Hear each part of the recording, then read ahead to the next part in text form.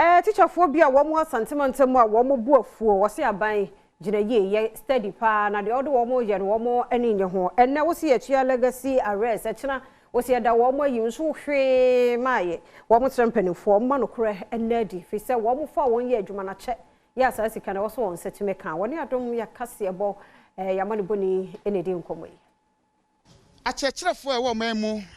ebi mu de atodwa se no kure ni efi emfiempimienu ene du miensa ede ba besi emfiempimienu ene du ensia wo makatua enkamu bi aba adadi a besi nne enya de aban no atue amomo enei wo mu bu afu ye ne bi ba hwehwehwe nkomo ne abuso mo bosome dodo sei ana akama aban ni entua ya enei wo mote atuan abrante ede an mo hawa enu ntima ba begina hai me pa chai haw no simple enye adetintim bia aban no ede yeka na eka ede ya no se uwie training college na u kochire ade a first na ke friend back pay on saka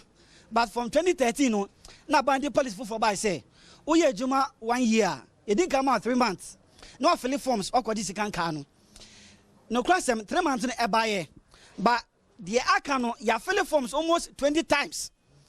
up to date yansan kaska no last year document any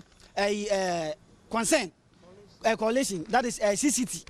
at the document ebaye say aban on your bank aban person obetua sika no this year yante hwenfi om ho ena sade a ye be frefre ye na ye de ye ka no ya ka ye ho abom na ya kire aban say sabe ye na de na fa ye ho nti ye je sika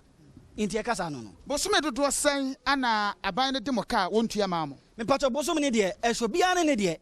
2015 ye de nie ebum kwampo sabe ebum nya 1 month ebum nya 2 months oka 2013 funi kwa ebum de 2 years oman yes ke bia adan omampanya be de akire be gina simpie so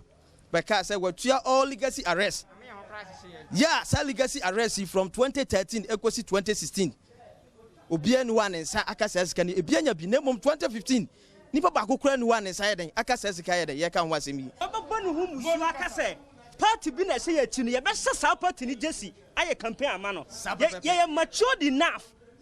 matured enough we are not less than 18 years ye nyini enti ye de ma political party e na bi e me kan kire say party bi na say ya chi enti wo musuo be bo so ye MP ana ye minister o be ka say party bi say ya chi no wo sa MP kro na ye be bo constituency ye be ye campaign atia wo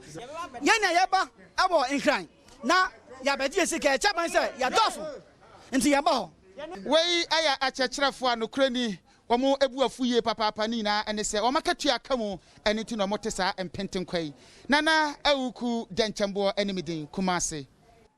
yabato akase no so na yeba na yeba hwehwe eye mrashobedwafie public account committee enade ya se toma mento aye twede bone mo ano pa wo sika bi a DMPC fo de ama no wo mo bonyo so yenkomra ene nsem bi ne yento aso